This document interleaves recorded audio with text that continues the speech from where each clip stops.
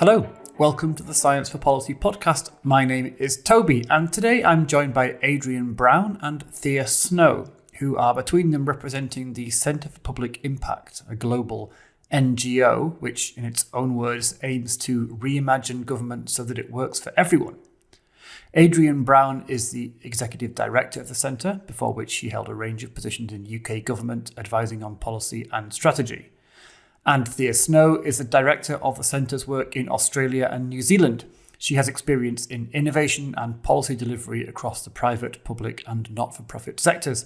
So welcome to both of you. I'm looking forward to this conversation. Hi, Toby. Thanks, Toby. So let's start with the easy stuff. Perhaps you could give me a quick overview of the Centre for Public Impact and what reimagining government actually means. Well, CPI was set up about 5 or 6 years ago. And as you said, we're a not-for-profit organisation. And we seek to work with government and people who work with government, other change makers, who share our vision, we hope, in the kind of change that we're seeking to pursue in the world. And that vision is built around 3 core pillars. The first is that we recognise that the world is complex. So we're very interested in exploring complexity, systems thinking, that kind of thing. The second is that human relationships matter a great deal. So we're really interested in how people relate to one another and people relate to government. And thirdly, that learning is really important. So that this isn't about quick fix solutions or easy answers. This is about creating learning systems that can improve over time and help us to better address the challenges we face. That's what we mean by reimagining government. And that's what we're trying to promote at CPI in governments all around the world. So we have offices in London, in the US, in Australia, in India, but we try to work as globally as we can. Great. And what do you actually do? Are you like an academic think tank, or are you on the ground getting your hands dirty? Well, we like to be mysterious and work between different modes, Toby. So we do some stuff which is a bit like a think tank. So we do research, we do publish reports, often in partnership with others. We also like to work directly with governments and with other partners. So we're a little bit like a consultancy in that way, but we don't pretend to bring answers. We describe ourselves as a learning partner in that regard. So we're seeking to go on a journey with organizations to help them learn and explore the issues that we and they hopefully are interested in. And then we also do a bit of what you might call convening. So we bring people together. We have a website which has articles and blogs that we think are interesting that we share from all sorts of different people around the world. And we, pre-COVID, physically convene people. And these days, a lot of webinars. We were, for example, at the UN General Assembly recently, bringing people together to talk about inclusive economy. So that's the kind of thing we do. Right. And clearly worldwide, since you also have a director for Australia and New Zealand. Yes. Well, I have to admit at the moment, we feel that we're too skewed towards sort of Western, richer countries. We do some work in other parts of the world, but we are certainly looking to broaden our footprint. But we do believe our vision, I suppose this is the important thing, our vision for government is relevant whether you're in Bangladesh or in Canada. These principles that I outlined very quickly there are relevant around the world, we believe. Great. So there's a few things you've mentioned already that I'd like to zoom in on.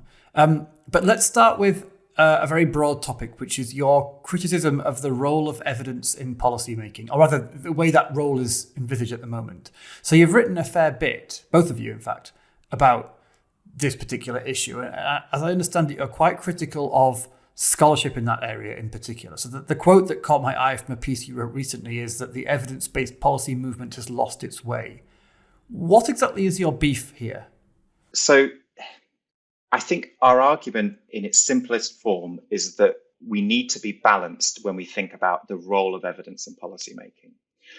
And a lot of the debate that we see from policymakers, from people who are working with policymakers, risks falling into the trap of pretending or assuming that evidence is like the gold standard version of policymaking. And if only we had more evidence to bring into the policymaking process, then all would be well in the world. And we think that is problematic for a number of reasons.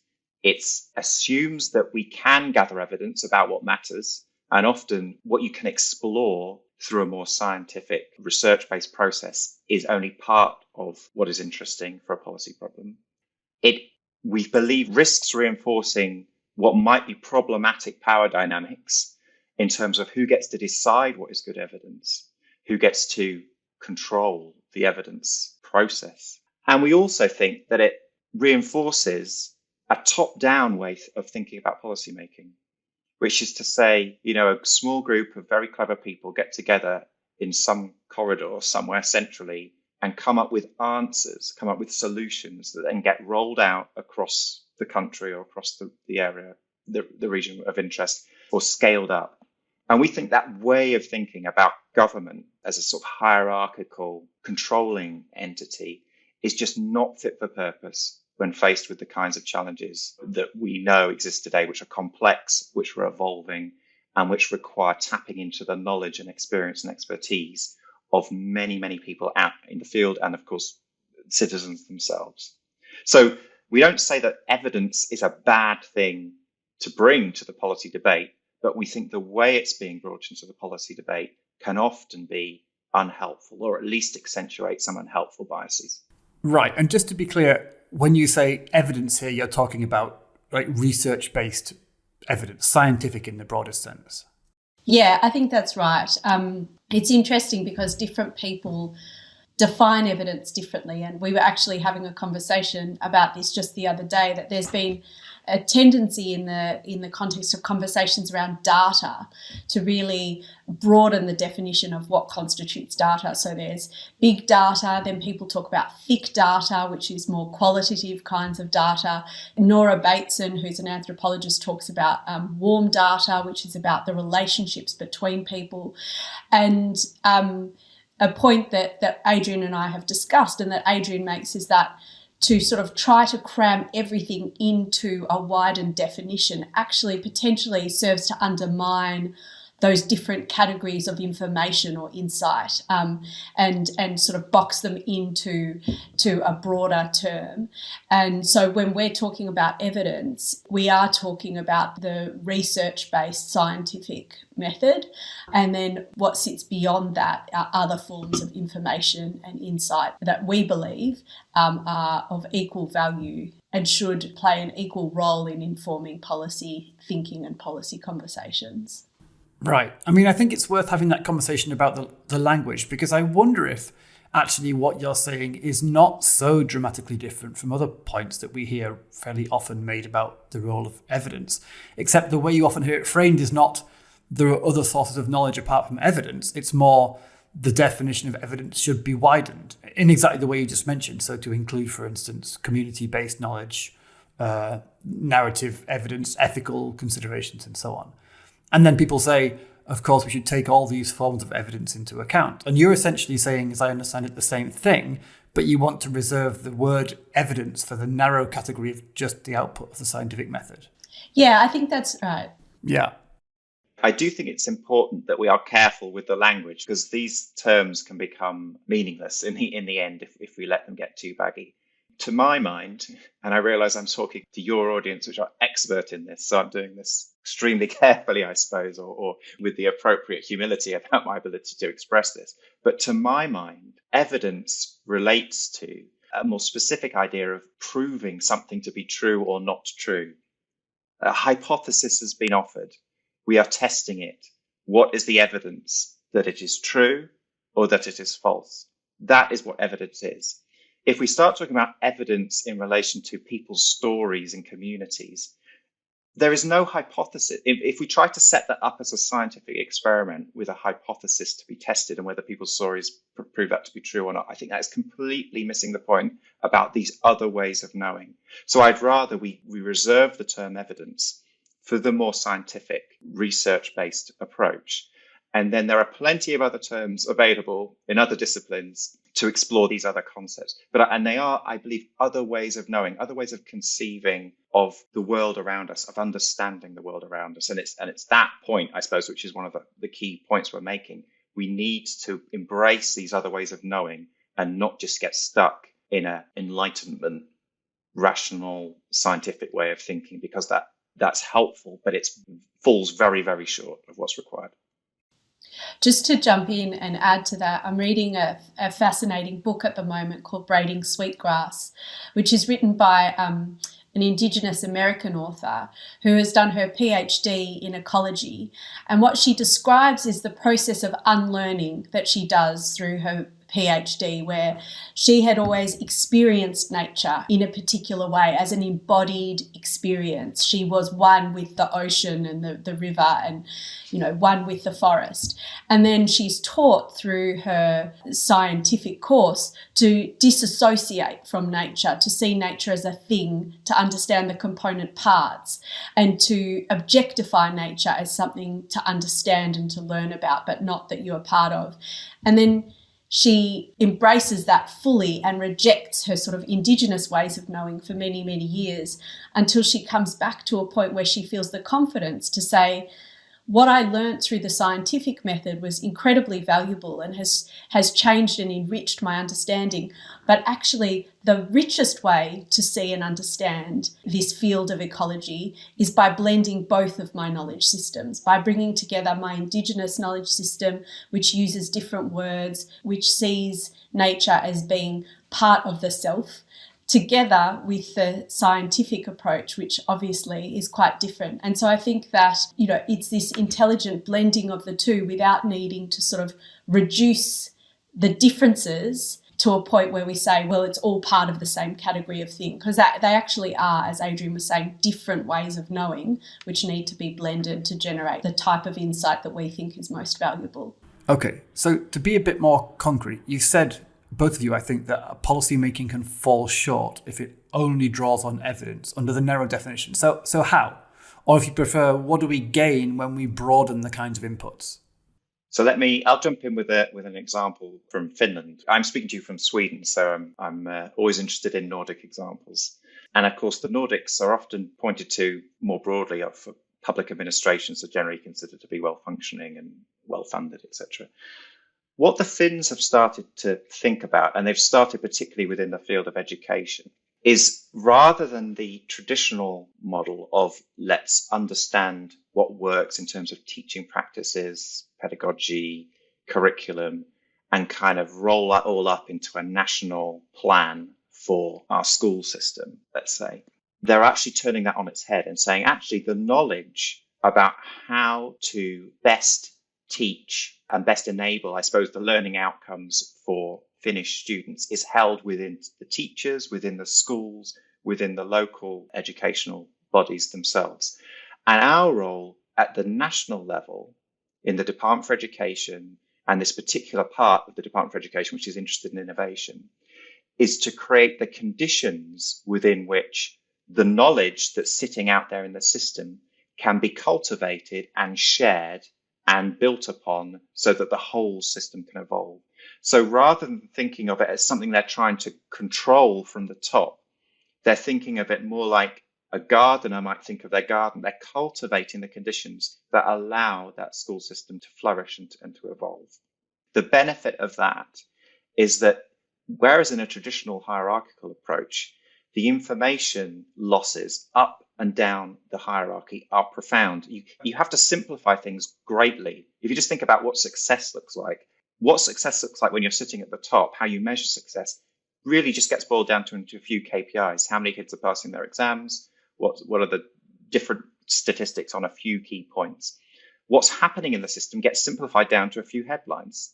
And that's what gets sort of discussed at the top. And then the directions that flow out from the top, do this, do that, are also simplified because they have to flow back out down the system and they get interpreted and enriched as they go back down.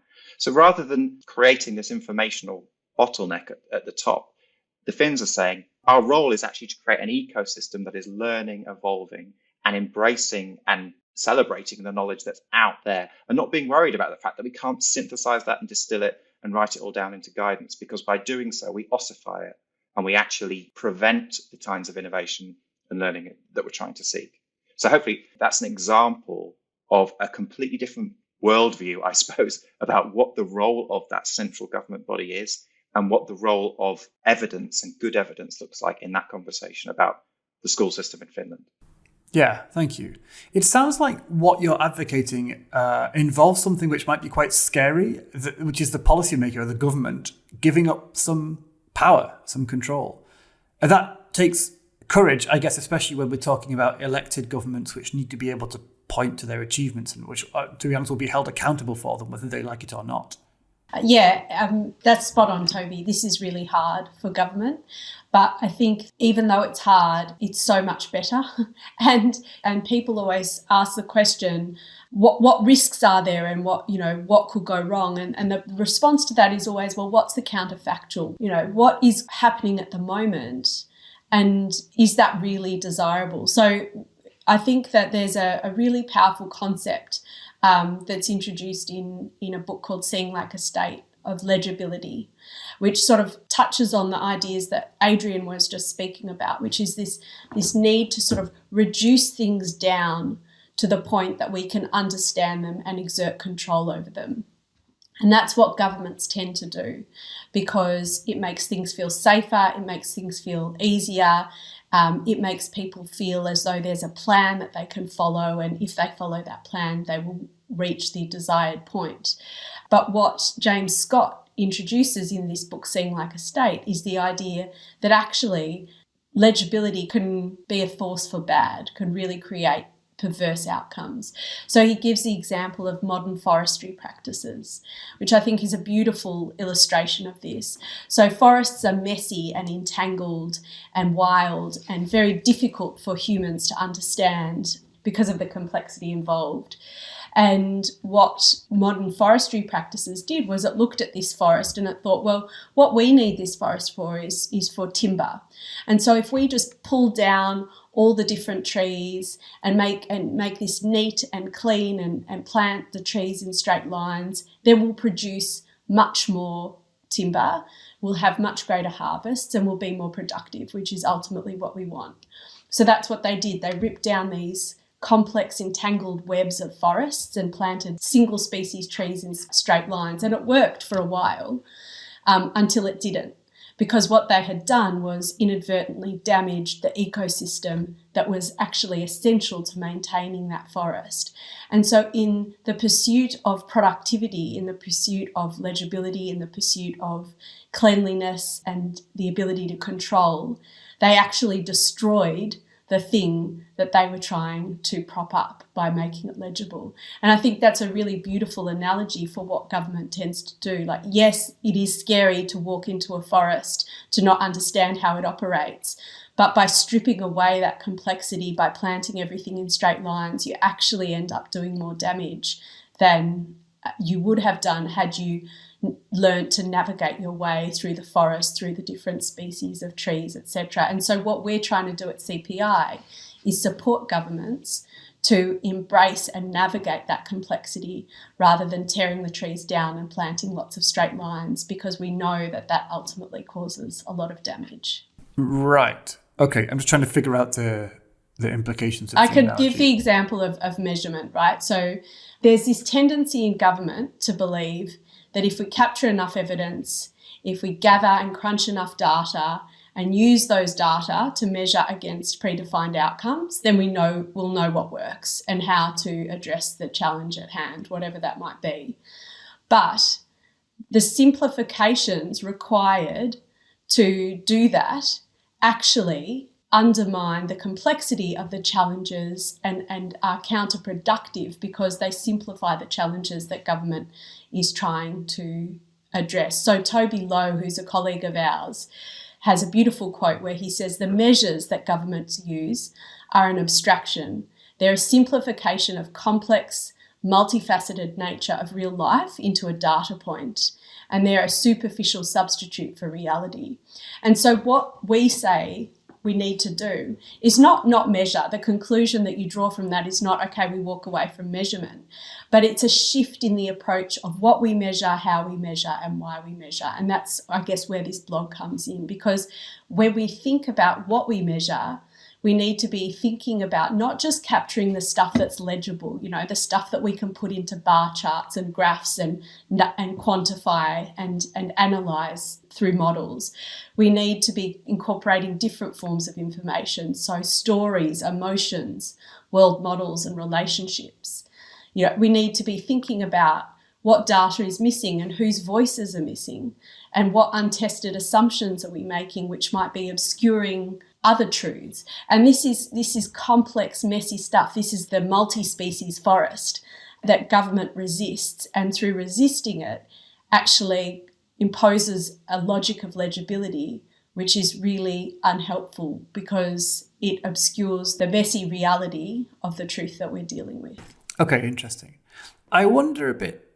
Okay, so maybe there are two different concepts here which you can help to clarify. So one issue, which I think maybe is what the analogy of the forest is getting at, is the problem of just failing to grasp the true complexity of reality. So you come along, you see something very complicated, and you don't understand how complicated it is, so you oversimplify your model and you kind of stomp all over it and ruin it. Or, I guess, you see the complexity and your mind is blown and you say to yourself, wow, we'll never grasp that, so let's just tear it down and build it in a more ordered way that fits our own understanding of how we'd like it to be. And so you ruin it. And so that seems to me not a problem with the yearning for legibility, but rather just a failure to achieve legibility. What you've done is you've just failed to model the thing correctly, so you've messed up your interactions with it as a result. And the implication there would be that if you spent a lot more time and wisdom trying to improve your model, you might eventually get something better, something more useful, and avoid the dangers. And, we have like a mature scientific discipline, system science, complexity studies, whatever, which is dedicated to doing exactly that. And I'm sure there are listeners who've experienced that discipline can yield some good results, and it can, in the end, maybe address the issue you're describing perfectly well within the scientific paradigm, or in your terms, within the evidence paradigm. So that's one possibility of what might be going on here. But the second possibility, which I think maybe you were hinting at just at the end there, is that there are some things that might be in principle unmodelable, to coin a phrase. So it's not that you've got a very complex system and you take your time to understand it. It's rather there are some things in there that you simply will never be able to understand and model, no matter what. And so you need to give up on the attempt to do that and find other ways to bring in that kind of information. Precisely. Does that make sense? Yeah, that makes perfect sense. Yeah. There's actually a really interesting debate amongst systems thinkers because there's the systems dynamics, the sort of what they call like hard systems people who build those incredible models that are attempting to do the former part of what you've described, so using very sophisticated computer models to model complex systems. And then there's soft systems people who say there is stuff that you just can never model. You can't. And actually in the blog that I wrote on this, I speak about that. I speak about the idea of trying to model fairness, and some people who I've encountered are trying to create an AI tool which can incorporate fairness into its decision making. And the question that I ask is, how can you ever in code capture enough nuance and complexity to be able to grapple with what constitutes what's fair for whom at any particular moment in time? So in my view, there are things that you can't model, and nor should you try to model, because actually in trying to model them, you're imposing this logic of legibility that doesn't apply and is not helpful to certain concepts in the world. Okay, but bringing in fairness brings in a new kind of question, because I think that isn't that a different kind of mistake? I mean, it's not about complexity now. It's like a category error between facts and values. So of course you can't make a scientific model that incorporates the notion of fairness, because fairness is not an empirical thing. It's a value. It's something we try to bring to the world. So the fact that fairness is unmodelable isn't really a strike against empirical models. Or maybe let's take a step back. What is government generally focused on? What types of thing does government tend to do? Health, education, criminal justice, welfare. These are complex, messy, human systems that in no way, and I don't think anyone would claim, can be equated to a machine or a mechanistic model. They're much more organic, human, messy than that. And if we actually pause and ask, what is the point of a criminal justice system? What is it trying to optimize for? We don't know. Governments have no answer to these questions. So if we can't even answer the simplest question about what's the optimization function, can we describe it? Then how on earth are we going to have any hope of building anything approaching a model which describes anything other than the smallest slivers of these complex systems. Now, in the face of that profound and I would say sort of distressing and threatening realization as a government, you have a choice. You can either pretend that is not the case and carry on as if it is like a machine to be optimized, which is arguably what governments have done for decades, well, for centuries maybe, and singularly failed really to make progress on some of these complex issues. The criminal justice system in many countries is arguably worse than it was historically. It doesn't feel like it's making any better progress on whatever the thing is it's supposed to be doing. And if we look at something like the climate crisis, clearly we have governments and everybody else has completely missed the mark. And the sort of optimization efficiency mindset has led us entirely down the wrong track. We just stop and think and be open to the possibility that there's a completely different way of thinking about this, which needn't be threatening. Actually, it's kind of liberating. Because rather than beating ourselves up about the fact that we don't know the answers and we can't control things as well as we wanted to, and we haven't got the sort of deterministic models which explain how X leads to Y leads to Z leads to an education or health or whatever outcome, we can say we don't need to. We actually do not need to do that because there's another way of thinking about the world which says actually we're all actors in the system and our role as governments is actually to help create the conditions in which better outcomes are more likely to emerge. And that draws on complexity science, systems thinking, and the rest of it.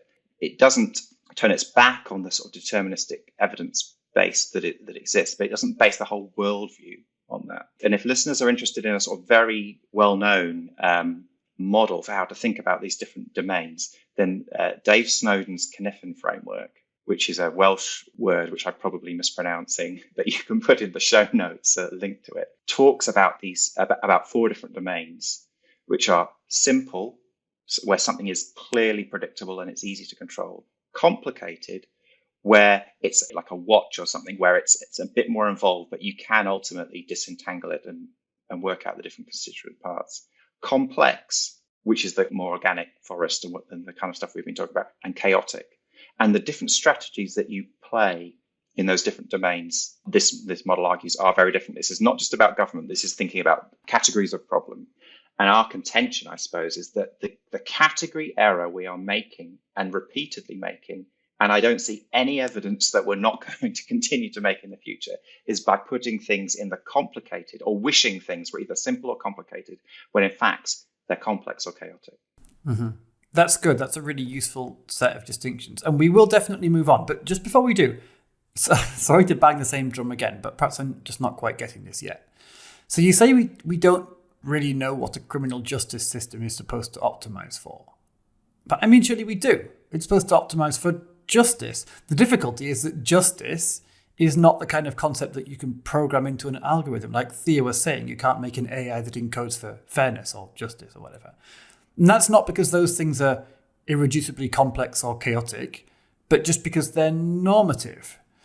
So it seems like the problem maybe is that, okay, we can understand things through science or we can fail to understand it, but that's only half the battle. Because if we don't have our normative ducks in a row, we don't actually know what we want to do about it.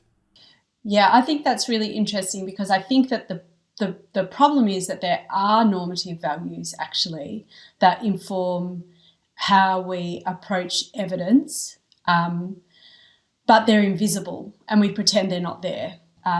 These invisible sort of institutional norms and biases shape what justice is, what success looks like, and we don't actually interrogate that and open up conversations and hold space for the idea that what looks good for this person might be different for what looks good for that person. And that's a very difficult thing for government to accommodate. And so again, what there is a tendency to do is to smooth over that difference, to try to conceal it and pretend that it doesn't exist, because it's incredibly difficult to try to accommodate for different forms of what fairness and goodness and justice looks like.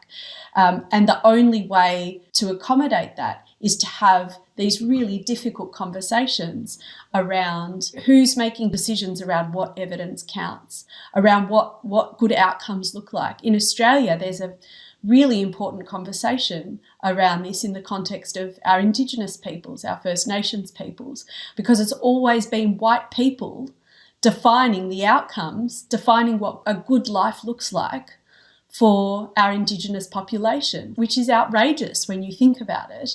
But that is a fairly recent conversation that surfaced where they're actually challenging these norms and values in a way that I think extends beyond just that conversation to a much broader one. Mm-hmm. Toby, you asked, is the problem that the system is complex or that the objective function is normative? Both, right? So it's perfectly possible, and I would say almost immediately apparent when you start to delve into it, that we've got an issue on both sides, right? And they're related, of course, because when a system is complex, like the criminal justice system, which has all sorts of different players interacting in all sorts of different ways, often with unpredictable outcomes, which is set in a wider context. So something like COVID happens, and suddenly that completely throws the practices of the criminal justice system up in the air, and then you've got all these ripple effects happening. So you've got clearly that as a complex system, which is very, very difficult / I would say impossible to model fully. And we don't actually know really clearly what it is we're trying to achieve with it. We can describe it in conceptual terms, but as soon as you start to pin that down and say, okay, no, what we're interested in is the percentage of people who reoffend when they leave prison. As soon as you do that, you immediately then lose a whole load of other stuff, which people say, no, it's about punishing people who've done something wrong. So it's both, and that you can, and we've picked criminal justice as an example, but you can have the same conversation about what's the point of the education system? Is it to make more engineers and lawyers, or is it to allow people to flourish, or is it to make people into just well-rounded human beings who can learn and adapt in the unforeseeable future? What's the point of the health system? Is it to fix broken legs? Well, clearly, yes, that is the case. Are we supposed to be doing more preventative work? Or is it just an efficient machine for sort of doing operations? What about mental health? And how does the health system relate to the social care system? Which is not about health care in the same way, but it's about supporting individuals and families living their best. Clearly, this complexity is pervasive. It's endemic, right? It's all around us. And as soon as we even try to divide the world up and say the criminal justice system, we realize that it intersects. Most people in prison in the UK have been through the care system when they were younger. So what do we think about that? Well, we're just optimizing the criminal justice system now, so I'm not interested in that complexity over there. Well, actually, that's probably really important. But because of our need to carve the world up, we're solving problems of our own conception, which may or may not relate to the complex realities of the world.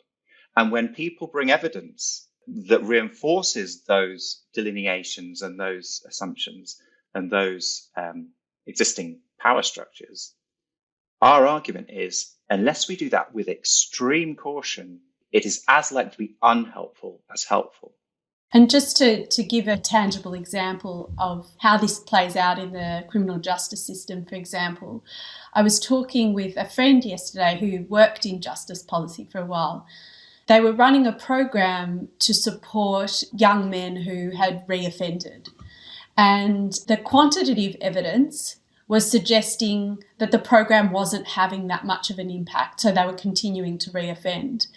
But when you spoke to people, families of people who had been through that program, communities, people who were sort of being offered that program, the program was working because it was changing people's attitudes, it was changing people's belief in themselves, it was changing the relationships between people, it was changing people's faith in government and in the justice system. So the stories which sat behind the data, which weren't being captured in numbers, were suggesting in very powerful ways that the program was having a very valuable effect. That was going to be a lag between that translating into sort of things that you could easily quantify around reoffending. And that's a really powerful example, I think, of the way that our tendency to sort of preference quantitative data and scientific research sometimes misses the really important nuance and stories and human stuff that sits behind the numbers. Great, thank you. And so I suppose there again, it seems you've got a tension between saying one of two things. You can say either, well, we shouldn't rely on the indicators alone because the reality of what's changed isn't reflected in those indicators, or isn't reflected yet, right? Because this kind of qualitative change. like an improvement in people's experiences or their self-belief or their attitudes towards government or whatever, those things will take time to filter down into what we still think is the aim at the end of the day, which is improved reoffending rates or reduced crime or whatever. That's one response. The other response could be, if we're just looking at reducing crime or reducing reoffending, then we're not looking at the full story, because these other qualitative features just aren't captured, but they also matter. So is it that we haven't got a good enough model, or is it that we're not looking at the right stuff in the first place? I think there's actually a third thing as well, which is that there are different processes involved with data collection and sort of the scientific method and other forms of knowledge like storytelling. So there was this beautiful quote where someone said, data takes away people's ownership of their story and storytelling gives that power back to them. And so I think that there's another layer that sits below this, which is not just about, can we get the data that we need?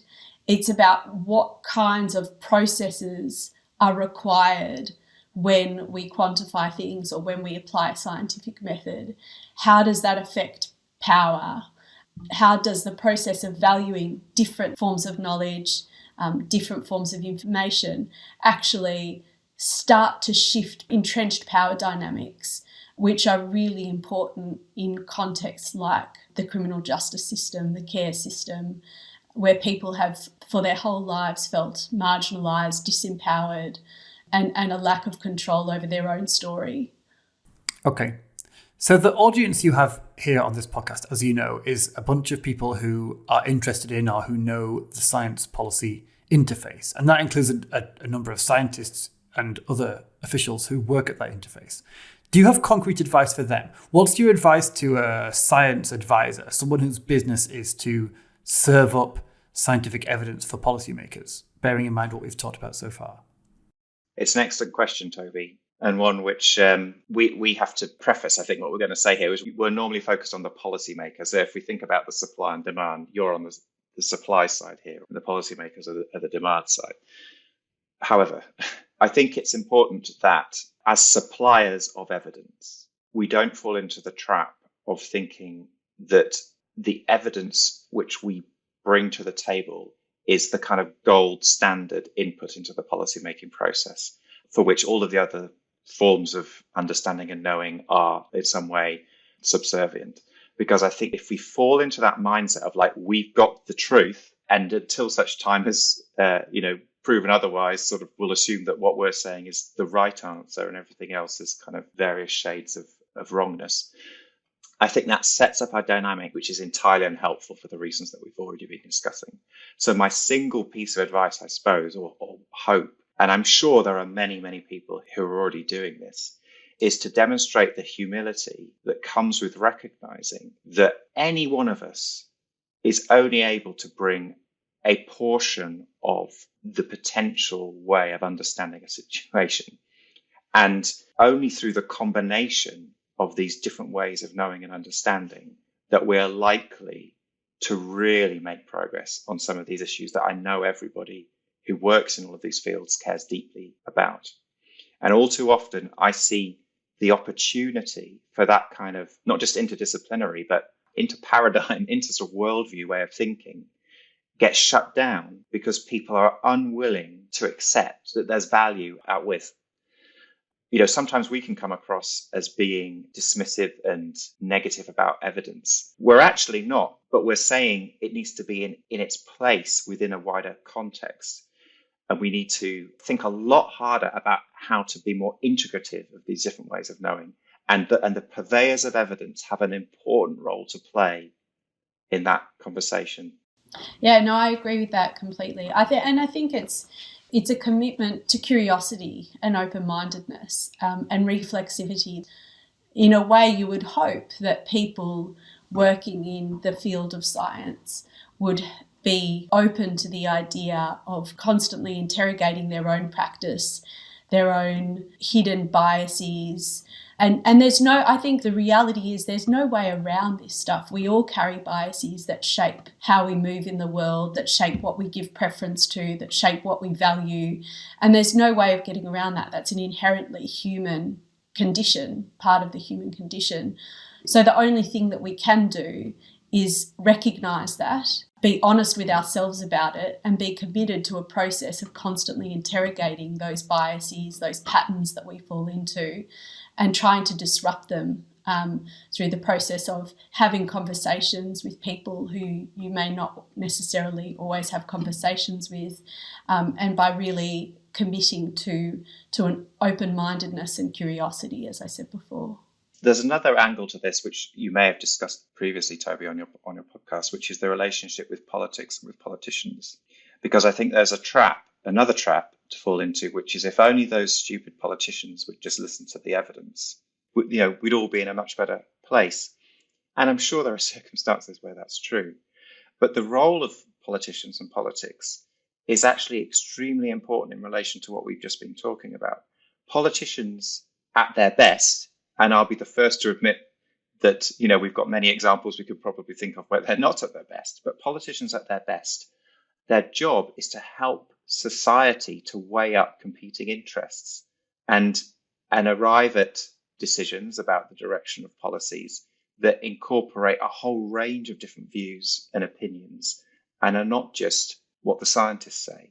And of course, COVID has proven that to be of particular importance that we're all now aware of. Governments have done some very stupid things during COVID. There have been some really horrendous errors that have been made, but there's also been some extraordinarily inspiring political leadership that isn't just about saying, don't worry, we've got the answer and it's a vaccine over here, but it's been about reassuring people, listening to people, trying to reach out and connect with communities who are suffering disproportionately as a result of the pandemic, and for which all of the medical science has got no real answer, right? Because yes, we understand that the mRNA vaccine is effective under these circumstances or whatever, but how we actually think about that in society, how we think about encouraging people to take the vaccine, is a much, much more complex issue that we're still wrestling with. And that's where our politicians have to step in. They can't follow the science. There's no single science to be followed.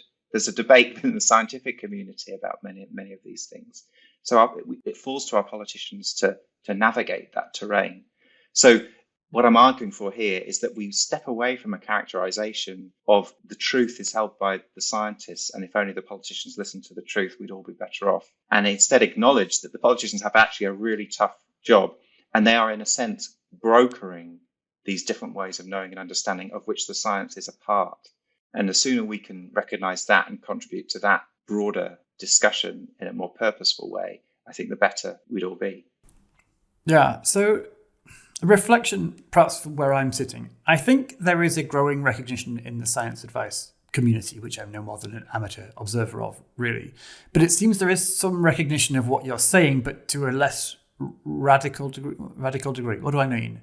Okay, I think there are various levels of humility. There's the kind of basic scientific humility which exists within one's own discipline, which I think is so deeply ingrained in the scientific mindset that it almost goes without saying. This is like the understanding that whatever research you're doing, and no matter how robust your theories seem, you understand that the evidence might show you something different tomorrow. You might have been misled, you might have made an error, your worldview might have blinded you to other considerations, you might be a victim of chance, what have you. You might be wrong, basically. That's a pretty universal form of humility, I think, and it's so much a fundamental tenet of the scientific method that it's, it seems solid to me.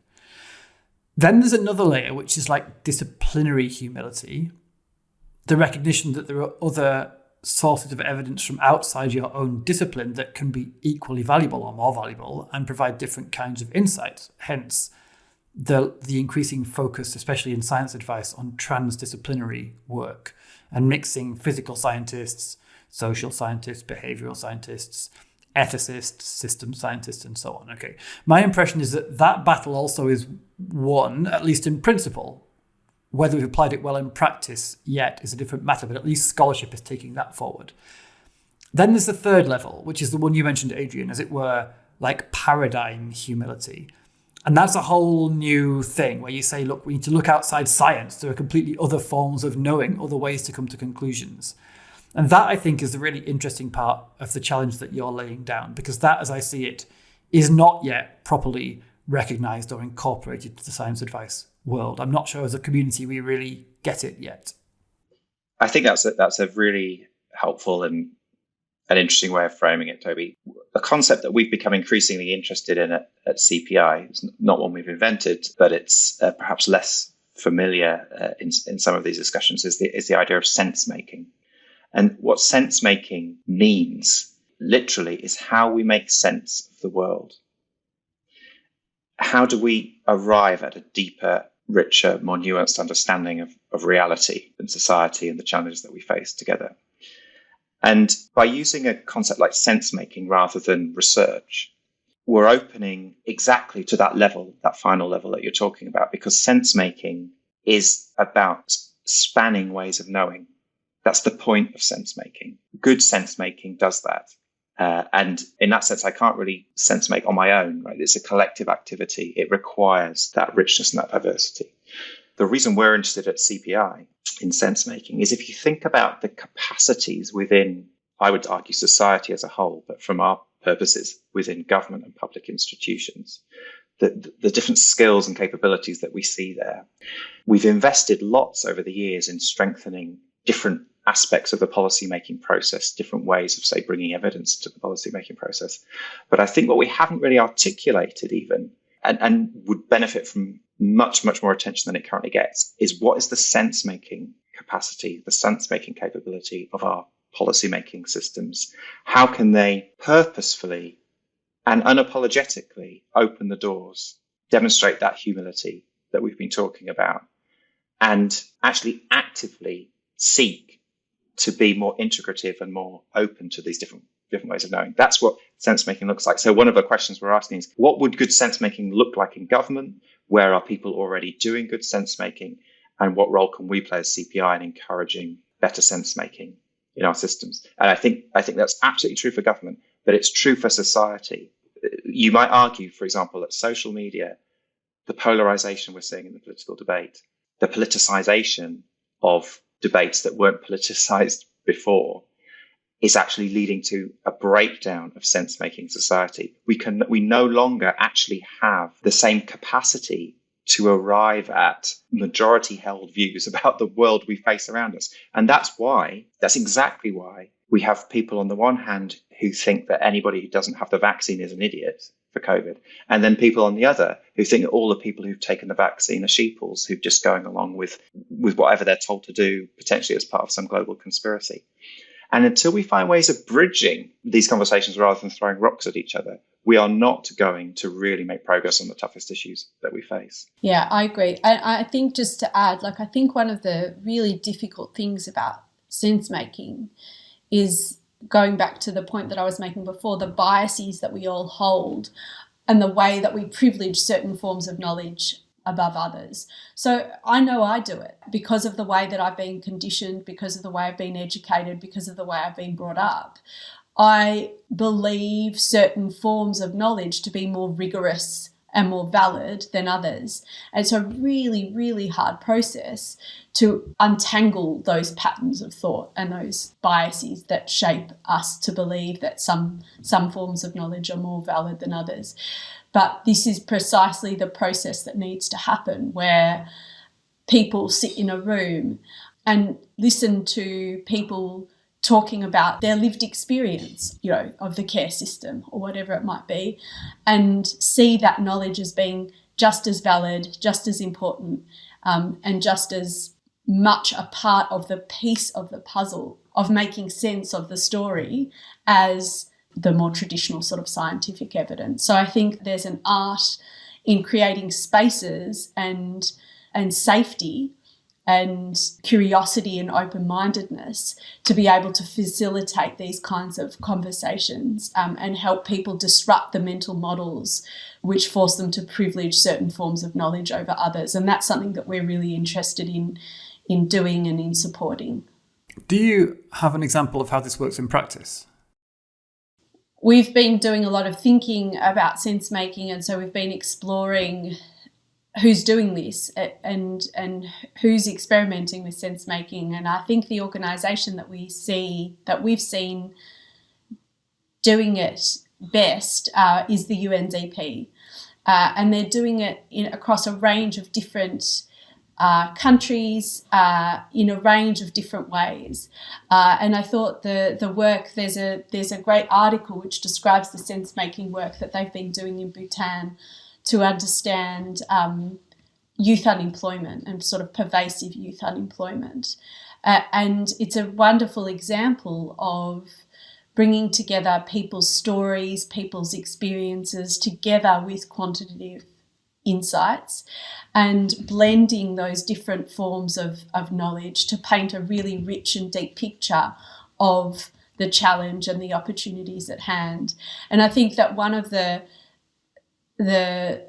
features of sense making that I've observed as well is that it requires quite a different type of sort of solution, if you like. So because through sense making you reveal multiple truths, and the purpose is not to distill down to a singular version of the truth or even a consensus position. It's rather to sort of reveal these multiple perspectives and then move forward with those multiple perspectives held in your mind and influencing how you think. What comes out of these sense-making processes are portfolio approaches to policy making. So, for example, whereas traditionally you might have had a group of people doing a whole lot of analysis around youth unemployment and then designing a policy or a program of work which is designed to address youth unemployment, what the sense-making process supports instead is a plethora of small experiments which you move ahead with, and then you see what happens. It goes back to the Cynefin framework that Adrian mentioned before, where it's probe, sense and respond. So what you do is you have the conversation, you reveal these multiple perspectives, you design a number of small experiments, then you watch what happens with those experiments. Some may need to wither and die, you help those wither and die. Some may really flourish, and so then you start putting more energy into those, and then the environment changes again and you keep experimenting. So what sense making supports is actually quite a different approach to designing and delivering programs and responses to the insights that emerge, because it's small, it's experimental, and it's really supported by this continuous learning, iteration and adaptation kind of approach. Yeah, thank you very much indeed. It's time to bring this to a close, unfortunately. You know, I introduced you both as being quite deeply critical about the role of evidence in policy. And I get the impression you are, but I've also got the impression as we've talked that there's quite a lot of optimism too, not just about clarifying and affirming the role of evidence like in its place, but also about broadening the kinds of knowledge that can inform policy. So I am very grateful indeed to both of you for sharing your insights. Thea Snow and Adrian Brown, it's been a fascinating conversation. Thank you, Toby. Thanks, Toby. The Science for Policy podcast is produced by Sapea. We're a consortium of Europe's academies and learning societies, and we're part of the European Commission's scientific advice mechanism. We provide evidence and expertise to inform the work of the group of chief scientific advisors. Sapea is funded by the EU's Horizon 2020 programme for research and innovation, and you can find lots more information about us and our work at sapea.info. Finally, the rather lovely cello music that's playing right now is performed by Elizaveta Sushchenko, so I shall shut up and let you enjoy the last few bars. Bye for now.